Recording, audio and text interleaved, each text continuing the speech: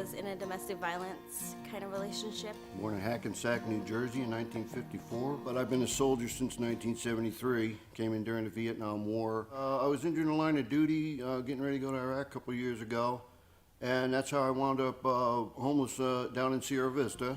I am 20 years old. I just turned 20 in February, and I am a licensed hairstylist. I'm a veteran from the first Gulf War. I'm also a recovering addict, alcoholic. I've been sober 4.5 years now, and I went through this real long skid of depression. I started drinking more and more and started using drugs. I bounced around from halfway house to halfway house. Oh my gosh, like 2 years ago, I was living with my grandparents, and me and my grandma were always getting into arguments about anything, like I was never good enough. So then I lived with my friend, so then I had to go to another friend's house. And then I moved in with another friend. I moved with my mom for a little while, and me and her got in a huge fight. She was drinking a little bit. I moved in with another friend, a lot of friends here. This whole couch hopping thing was just that's not what I wanted with my life. It's going very well compared to how it was, just 6, 7 months, 8 months ago.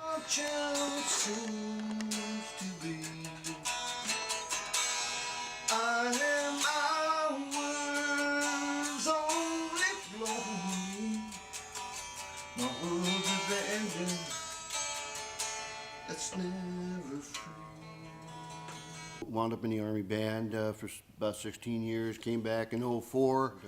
That's when I got injured in the line of duty, and everything went. I'm a deep depressive PTSD. I've been out here too long. There's so many people that just don't really understand how severe mental illness is and what it does, They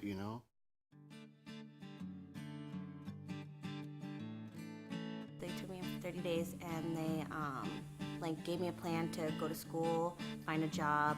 And they did a bunch of interviews with me, and I did all that, and then they finally said, go look for an apartment and tell us what you find. And I was like, really? Okay. When I was living in my apartment, it really helped me get my life together. Got everything going so I could see the right people at the hospital and get the right treatment. And in just 6, 7 months, I've gone by being completely out of this world to being totally crazy and nuts. I mean, I'm back to being a performer again.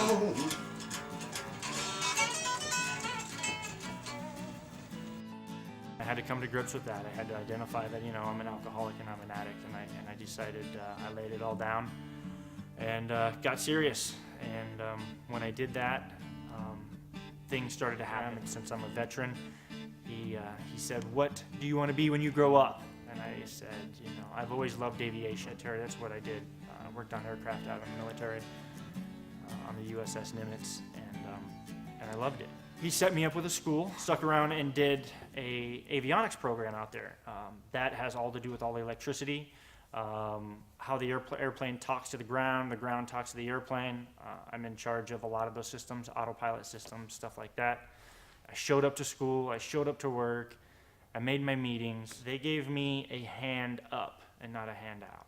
I went back to school and I finished school. I graduated. I took my state board test. I passed with flying colors and all that. And I applied for Supercuts and they hired me. Now I'm working there. I've been there about 6 months, I think it is now.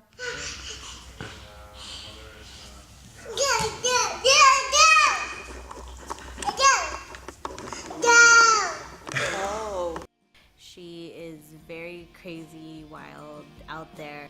She loves to just be active, running everywhere. She loves to be learning new things. She loves to be copying everyone. She loves everything. I want to be doing school and hopefully become a teacher and hopefully be living on my own in my own apartment without any help. In 4 years, man, my life has turned around immensely. I met the girl of my dreams. I'm getting married next month. It's awesome. I want to sing about stars and the moon and... No. Don't judge us, because we're honestly trying to do the best we can and what is best for us. And just don't judge a book by its cover, basically, because you don't know what they're going through. That's my story. I'm sticking to it.